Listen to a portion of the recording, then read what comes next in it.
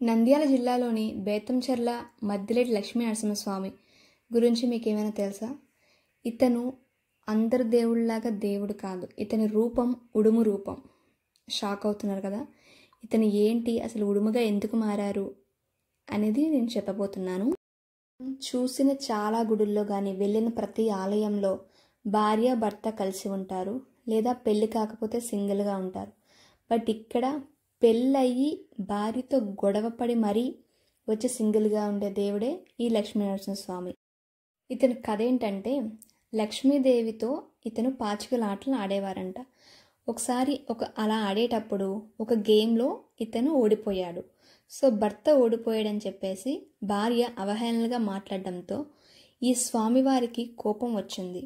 So కోపం రావడంతో ఈ లక్ష్మీ నరసింహస్వామి అక్కడి నుంచి అతని మిత్రుడు ఎవరైతే యాగంటి ఈశ్వరుడు ఉన్నారో అతని దగ్గరికి వచ్చి ఉన్నారంట.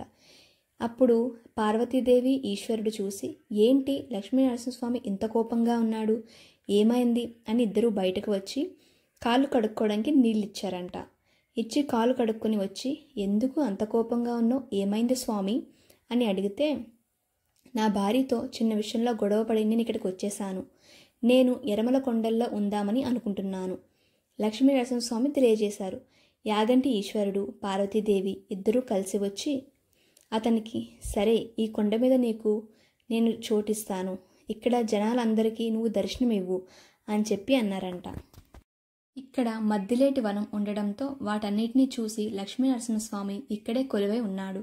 యాగంటి ఈశ్వరుడు లక్ష్మీ నరసింహస్వామితో, ఈ ఎర్రమల కొండల్లో నువ్వు నిలవై ఉంటే భక్తులు అధిక సంఖ్యలో వచ్చి ఆనందంతో వారి కోరికలు మీ దగ్గర చేరువేస్తారని యాగంటి ఈశ్వరుడు తెలియజేశారు.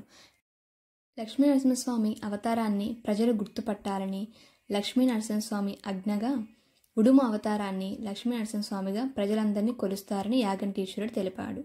అదేవిధంగా మోక్షం పదం అనే ధర్మరాజుకు ఉడుము అవతారంలో దర్శనమివ్వడం జరిగింది. ఒకరోజు మోక్షం పదరాజు అలా వెళ్తుండగా భటులతో ఉడుము కనిపించింది. అదేదో కొత్త జంతువు ఇక్కడికి వచ్చింది, దాన్ని బంధించండి అని భటులకు చెప్తే భటులు వెళ్ళి చూసేసరికి అది ఒక పుట్టలోకి వెళ్ళిపోయింది. పుట్ట మొత్తం పగిలగొట్టి చూస్తే అందులో ఉడుము లేదు. అదేంటి అని చెప్పి అందరూ నిరుత్సాహపడ్డారు. ఒకరోజు రాత్రి పడుకున్నప్పుడు రాజు కలలోకి మద్దిలేటి లక్ష్మీ నరసింహస్వామి వెళ్ళి, నాది కదిరి వంశము, కదిరి లక్ష్మీస్వామిని నేను ఎర్రమల కొండల్లో ఉండాలని నిర్ణయించుకున్నాను అని చెప్తారు. అంతే. ఇంకా మరుసటి రోజు మీరు అక్కడికి వస్తే ఆ కొండల్లో నా ఫోటో ఉంటుంది, దాన్ని చూసి మీరు దర్శనం చేసుకోండి అనగానే ఇతను ఊరి జనాలందరితో తీసుకెళ్ళి అప్పుడు పెద్దగా గుడి కట్టించి చూశారు. నంద్యాల జిల్లాలో బేతంచెర్ల మద్దిలేటి స్వామి యొక్క ఇది చరిత్ర. చూసారు కదా? మీరు ఎప్పుడైనా వెళ్తే కనుక దర్శనం చేసుకోండి, అంతా బాగుంటుంది అని అక్కడ అందరూ నమ్మారు.